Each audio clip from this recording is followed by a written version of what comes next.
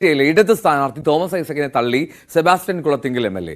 പൂഞ്ഞാറിൽ മാത്രം പിന്നിലാകുമെന്ന ഐസക്കിന്റെ പ്രസ്താവന പ്രവർത്തകരെ വിഷമിപ്പിക്കുന്നതാണെന്ന് കുളത്തിങ്കൽ ന്യൂസ് 18നോട് പറഞ്ഞു. പൂഞ്ഞാറിൽ ലീഡുണ്ടാകും എന്ന് ഐസക്കിനെ ബോധ്യപ്പെടുത്തിയതാണ്. അദ്ദേഹത്തിന് ഇങ്ങനെയൊരു കണക്ക് കിട്ടിയത് എങ്ങനെയെന്ന് അറിയില്ലെന്നും അദ്ദേഹം വ്യക്തമാക്കി.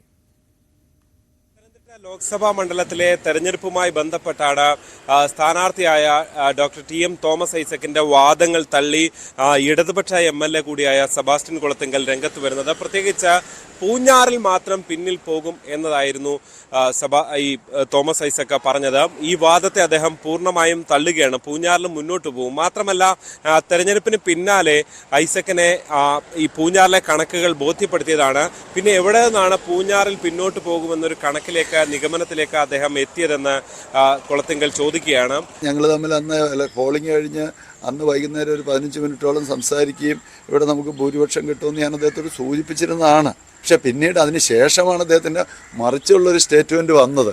അതിനുള്ള വിവരം അദ്ദേഹത്തിന് എവിടെ നിന്നാണ് ലഭിച്ചതെന്ന് എനിക്ക് അറിഞ്ഞുകൂടാ. അല്ല, അത് സംബന്ധിച്ച് പിന്നീട് ഒരു ചർച്ചയൊന്നും നടന്നില്ല, സംസാരിച്ചില്ല.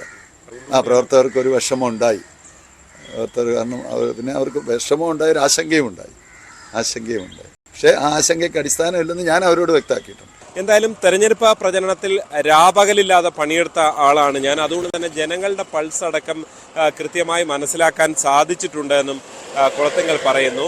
എന്തായാലും ഐസക്കിന്റെ ഈ ഒരു പ്രസ്താവന കൊണ്ട് കുറേ ആളുകൾക്ക്, കുറേ പ്രവർത്തകർക്ക് വലിയ മാനസിക പ്രശ്നമാണ് ഉണ്ടാക്കിയിട്ടുള്ളത്. മാത്രമല്ല, അവർക്ക് വലിയ ആശങ്ക ഉണ്ടായി എന്നും ഒരുപാട് പേർ തന്നെ വിളിച്ചു എന്നും സെബാസ്റ്റ്യൻ കുളത്തിങ്കൽ തുറന്നു പറയുകയാണ്. എന്തായാലും ഐസക്ക് ഈ പൂഞ്ഞാറിനെ മാത്രം എടുത്ത് പറഞ്ഞുകൊണ്ടുള്ള അദ്ദേഹത്തിൻ്റെ പരാമർശങ്ങളെ അതിൽ ഒരു കടുത്ത അതൃപ്തി കൂടിയാണ് രേഖപ്പെടുത്തുന്നത് എന്ന് തന്നെ വേണം മനസ്സിലാക്കാൻ. ഒരു വാദപ്രതിവാദത്തിനോ തർക്കത്തിനോ ഒന്നും ഇല്ല എന്ന് കുളത്തിങ്കൽ പറയുന്നുണ്ട്. പക്ഷേ എന്നിരുന്നാൽ തന്നെയും ഇങ്ങനെ ഒരു നിയോജക മണ്ഡലത്തെ മാത്രം എടുത്ത് പറഞ്ഞുകൊണ്ട് ഒരു വിലയിരുത്തൽ നടത്തുന്നതിലുള്ള ഒരു അതൃപ്തി കുളത്തിങ്കൽ പങ്കുവയ്ക്കുകയാണ്.